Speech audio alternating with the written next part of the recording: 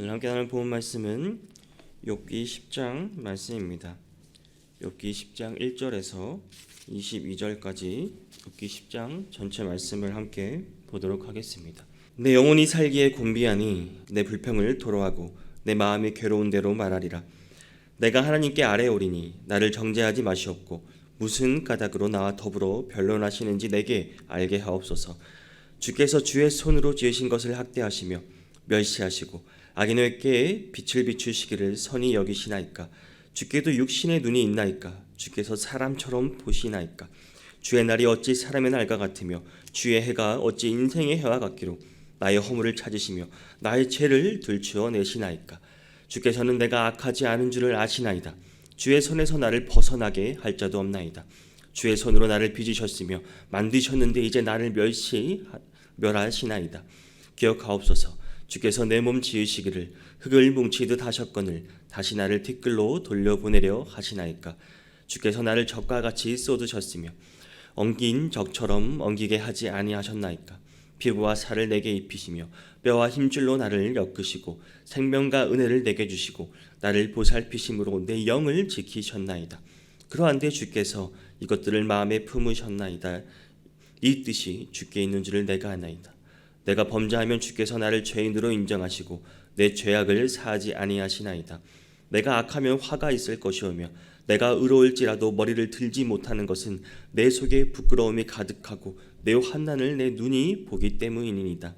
내가 머리를 높이 들면 주께서 젊은 사자처럼 나를 사냥하시며 내게 주의 놀라움을 다시 나타내시나이다. 주께서 자주 증거하는 자를 바꾸어 나를 치시며 나를 향하여 진노를 더하시니 군대가 번갈아서 치는 것 같으니이다.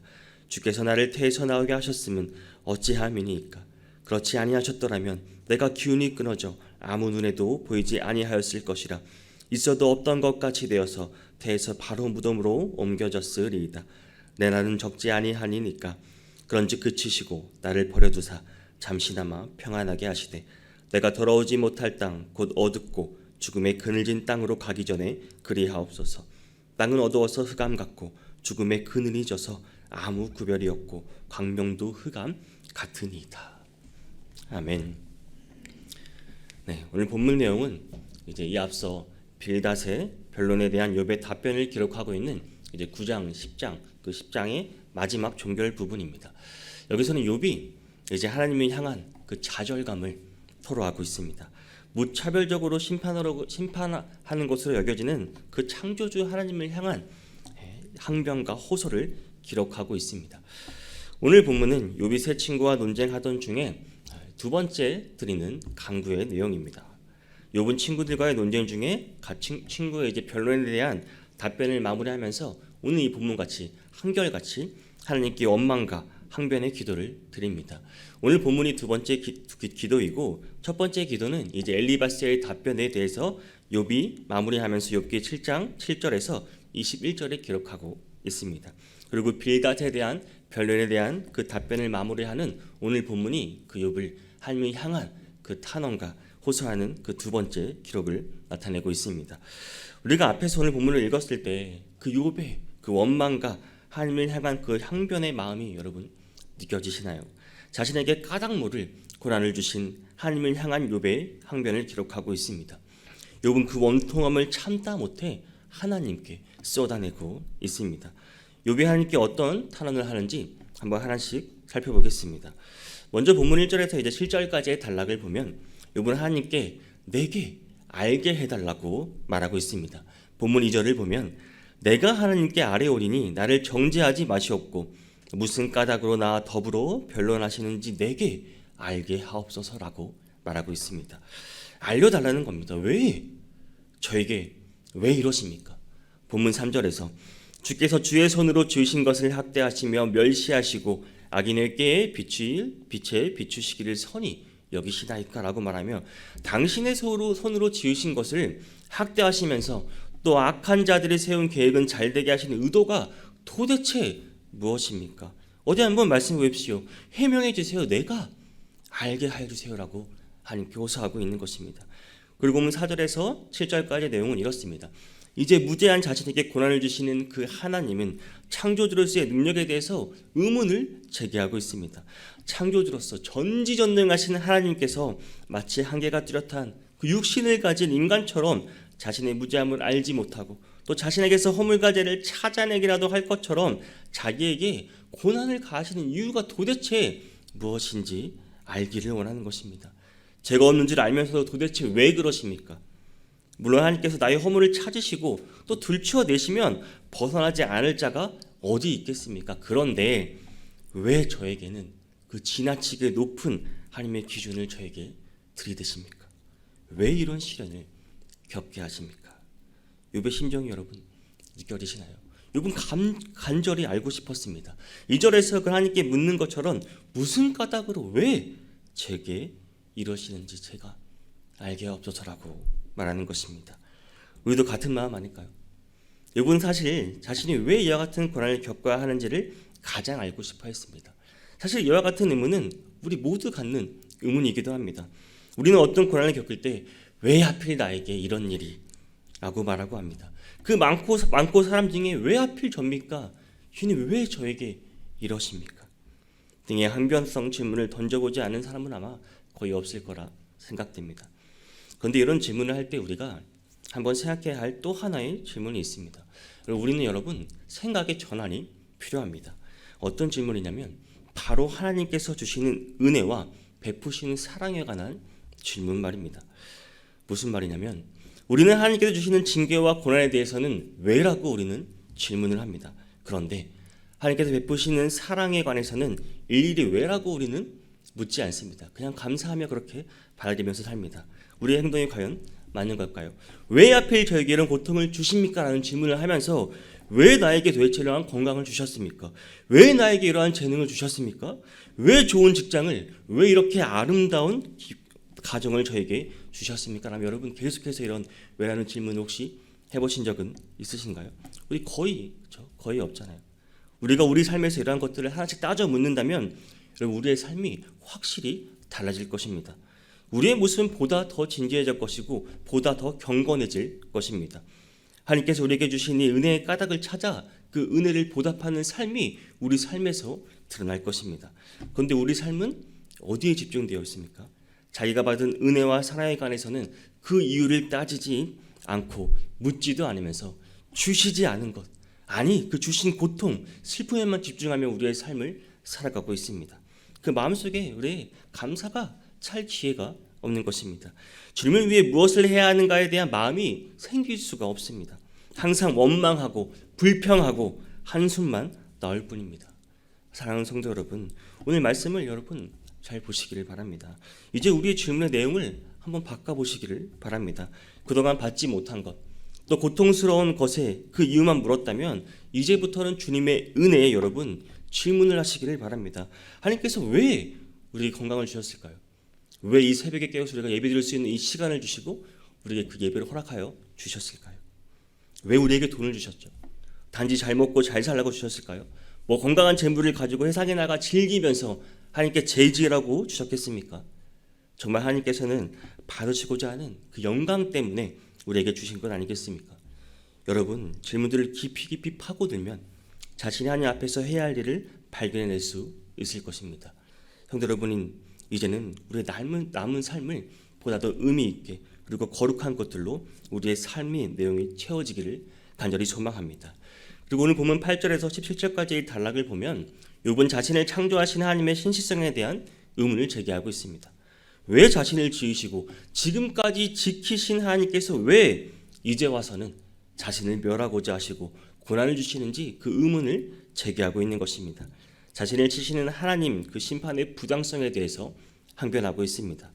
우리도 마찬가지고 이것도 마찬가지입니다. 우리는 하나님의 창조의 결과물입니다. 흙으로 빚으셨고 또 피부와 살과 뼈와 힘줄로 만드셨다고 본문에서 기록하고 있습니다. 그동안 생명과 은혜를 주셔서 보살펴 주시고 또 욥의 영을 지켜주셨다고 욥은 고백하고 있습니다. 그 무조건적인 사랑을 베푸셨던 그 하나님께서 이제 욥을 관역으로 삼아 고통을 주시는 이유를 욥은 알지 못해 괴로워하고 있습니다. 왜 친구들을 군대처럼 저에게 보내서 저를 공격하시고 자신을 정죄하고 죄에 대해서 자백을 강요당하고 고통을 겪게 하시는지 알 수 없다고 말하는 것입니다. 조금이라도 자신을 변호할지라면 하나님께서 또 그 젊은 사자처럼 욥을 향해 계속 욥을 또 사냥하시고 놀라게 하실 것이라고 말하고 있습니다. 욥은 정말 주님께서 저를 창조하지 않으셨습니까? 저를 기억해달라고 간구하고 있는 것입니다. 그런데 여러분, 본문을 잘 보시면 욥은 하나님께 이렇게 불명을 토하고 하나님께 말을 했지만 이미 욥의 그 말 속에 하나님의 은혜에 대한 고백을 하고 있는 것을 볼 수 있습니다. 자신을 창조하시고 지금까지 지켜오신 그 은혜에 대해서 욥은 본인의 입술로 고백하고 있습니다. 본문 10절부터 보시면 주께서 나를 젖과 같이 쏟으셨으며 엉긴 젖처럼 엉기게 하지 아니하셨나이까.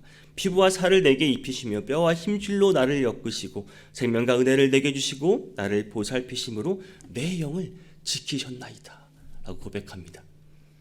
이미 욥은 자기 입술을 통해 고백하고 있습니다. 하나님께서 지금까지 생명과 은혜를 주셔서 제가 살아있다고, 자신의 영을 지켜주셨다고 고백하고 있습니다. 공동번역에서는 숨 쉬는 것까지 보살펴 주셨습니다라고 번역하고 있습니다. 욥은 알았습니다. 자신의 존재 이유와 그 원인이 바로 하나님께 있음을 알고 있었습니다. 우리도 여러분, 욥의 고백처럼 우리도 똑같이 깨달아야 하는 것입니다. 오늘날 우리는 우리 힘으로 하는 것 같습니다. 하지만 사실 우리 힘으로 할 수 있는 게 아무것도 없죠. 우리는 흔히 철이 들면 오늘 자신이 있기까지 부모님의 은혜가 얼마나 컸는가를 새삼 깨닫습니다. 우리가 부모가 되면은 그 은혜를 더 잘 알 수 있습니다. 자식을 향해 쏟아붓는 그 부모의 사랑은 여러분 이만저만한 것이 아닙니다. 자식을 위해서라면 능히 자기 생명까지도 내올 수 있는 것이 부모의 사랑 아니겠습니까? 비록 늙은 자식이라도 여지 더 나이 많은 부모에게는 여전히 어른 아이입니다. 저도 결혼하고 아이 셋을 낳았지만 어머니가 보시기에 저는 아직도 어린 아이같이 그렇게 보일 것입니다. 그래서 부모는 자신이 희생할 수 있는 모든 것을 다 바쳐 자식이 뒷바라지를 하곤 합니다. 곰곰이 생각해보면, 어찌 보면 세상에서 내가 있는 이유와 원인은 부모님이라고 할 수도 있을 것 같습니다. 부모님이 계셔서 오늘의 내가 있고 이것만 깨달아도 철이 든 사람이라고 말할 수 있는 것입니다. 그런데 우리는 오늘 본문 욥의 고백을 통해 깨달아야 할 또 한 가지 중요한 사실이 있습니다. 그것은 바로 우리를 사랑하시고 또 보살펴 주시고 육신의 부모만이 아니라는 사실이죠. 그게 다가 아닙니다. 자녀를 향한 그 부모의 사랑의 그 근원을 파보면 결국 거기에 하나님의 사랑이 있다는 것입니다. 사랑하는 성도 여러분, 하나님의 사랑은 육신 부모님의 사랑보다 절대 작지 않습니다. 그분의 보살핌은 육신의 그 보살핌 훨씬 더 그 이상입니다. 육신의 부모도 결국은 하나님의 대리자일 뿐이라는 사실입니다. 성도 여러분, 오늘 우리는 이것을 깨달아야 합니다. 그래야 진정으로 철이 든 사람입니다.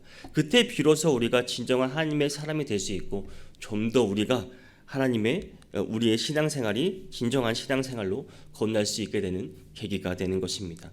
왜 우리 신앙생활이 힘듭니까? 왜 이렇게 우리의 신앙생활이 빡빡합니까? 이러한 은혜의 깨달음이 없기 때문입니다. 자꾸 자기 힘으로 하려고 하기 때문에 우리의 신앙생활이 더 힘들어지는 것입니다. 먼저 이것을 깨닫기를 원합니다. 내가 할 수 있는 것이 어디 있습니까? 우리 숨쉬는 것조차 여러분 우리 마음대로 할 수 있습니까? 할 수 없습니다. 다 우리를 창조하시고 지금까지 지켜주신 하나님의 은혜가 있었기에 모두 가능한 것이란 사실입니다. 욥이 그 고통 중에서도 고백하는 것이 이거였습니다. 주님, 저를 창조하지 않으셨습니까? 저 좀 기억해 주세요. 욥의 고백처럼 우리의 마음에도 하나님의 은혜를 인정하고 감사와 감격이 있기를 원합니다. 오늘 이 시간 주님 앞에 여러분 고백하시기를 바랍니다. 또한 욥은 하나님을 향해 애원합니다. 그냥 제발 저를 내버려 주소서. 자신이 살 동안만이라도 평안을 누릴 수 있게 해달라고 호소하고 있습니다. 앞서 첫 번째 기도를 마무리하면서도 욥은 똑같은 기도를 했습니다. 욥은 정말 모든 것을 잃고 삶의 의욕을 상실한 상황입니다. 오직 유일하게 지닌 소망이 더 이상 하나님의 간섭으로 말미암아 고통 없이 살다가 그냥 죽는 것이었습니다. 이게 그의 마지막 호소였습니다. 욥은 더 살고 싶지 않았습니다. 죽음은 어떻습니까? 그늘진 땅으로 광명이 없는 흑암이지만 지금 당하는 고난보다는 낫다고 생각하는 것입니다. 부디 그 죽음에 이르기 전 잠시나마 저에게 평안함을 주소서라고 하나님께 애원하고 있습니다. 욥은 죽음을 갈망하는 그 간구를 다시금 두 번째 기도에서도 반복하고 있습니다. 욥은 죽음을 갈망하지 않으면 안 될 정도로 극심한 고통과 더 이상 이제 견디기 힘들었습니다. 자기에게 찾아온 고난으로 인해 욥은 이제 어떤 소망도 가질 수 없었습니다.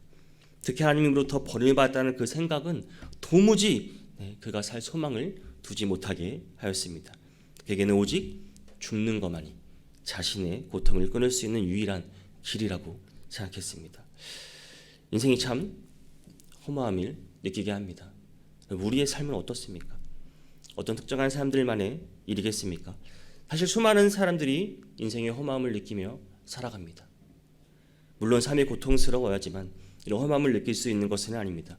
욥의 경우처럼 생에 찾아오는 시련이 그들에게 인생의 허무함을 느끼게 하기도 합니다. 하지만 그 외에 또 여러 원인이 있습니다. 중요한 것은 많은 사람이 살아가면서 이러한 감정을 똑같이 느낀다는 것입니다. 많은 사람들이 이런 말을 합니다. 죽지 못해 산다고 말합니다. 내가 죽지 못해 살고 있다고. 안타깝지 않습니까? 죽지 못해 산다니요. 삶의 목적도 미래에 대한 꿈도 없이 살아가는 사람이 생각보다 여러분 많습니다. 요즘 젊은 청년들 어떻습니까? 꿈이 있습니까? 비전이 있습니까? 중고등학생들은 마찬가지입니다. 왜 공부를 해야 되는지 모릅니다. 왜 대학을 가고 왜 취업을 하죠? 왜 결혼을 하고 내가 아이를 왜 낳아야 하는 것입니까? 그냥 이렇게 고민하다가 아무것도 못하고 시간만 보내며 하루하루 그냥 그렇게 살아가고 있습니다. 왜 수많은 사람들이 알코올에 중독되고 있습니까? 왜 인터넷 게임에 중독되고 각종 오락, 도박, 환락에 빠져 있고 심지어 마약에 빠져 인생을 허비합니다. 도대체 왜 그러죠? 인생의 즐거움도 없고 고통만 있고 허무하게만 하고 그것을 극복할 길이 없다고 생각하기 때문입니다. 우리의 지금의 인생이 끝이라고 생각하기 때문입니다.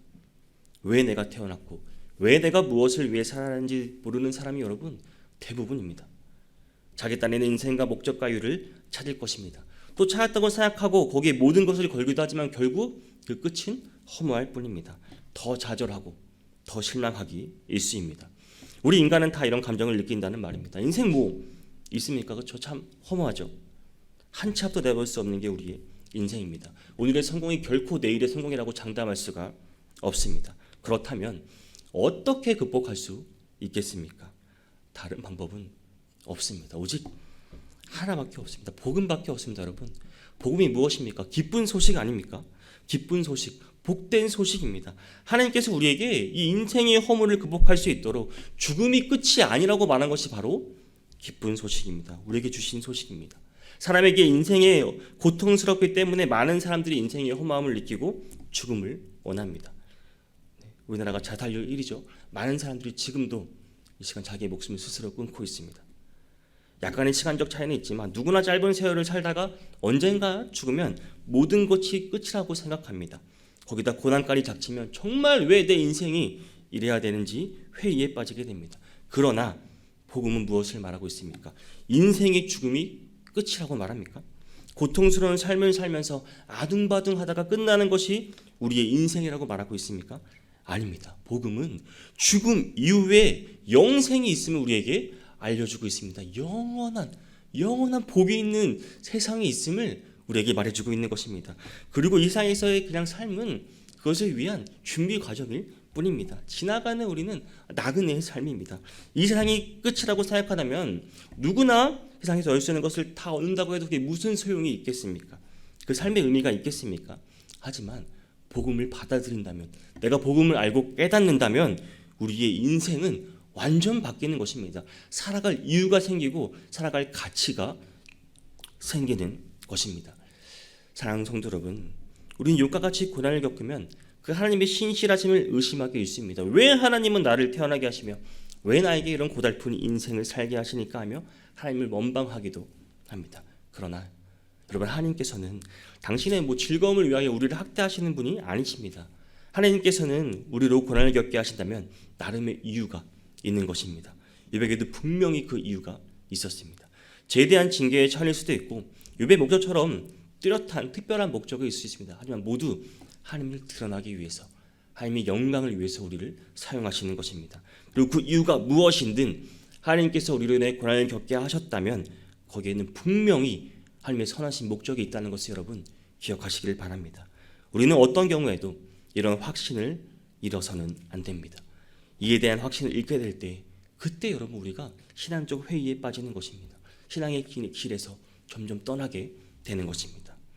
사랑하는 성도 여러분, 오늘 하루 살아가실 때 모든 행사를 주관하시고 우리를 창조하시고 우리를 지금까지 지켜주신 그 주님의 여러분 그 은혜, 하나님의 선하심을 여러분 확인하시기를 바랍니다. 이 세상이 끝이 아니고 죽음 이후에 영생이 있음을 여러분 믿음으로 나아가시기를 바랍니다. 왜 고통을 주셨습니까? 라는 질문보다 은혜의 질문들을 해보시기를 바랍니다. 그로 인해 어떤 순간에도 오늘 하루 흔들리지 않는 우리 여러분 신앙의 용사가 될 수 있는 모든 성도님이 되시기를 주님의 이름으로 축복합니다.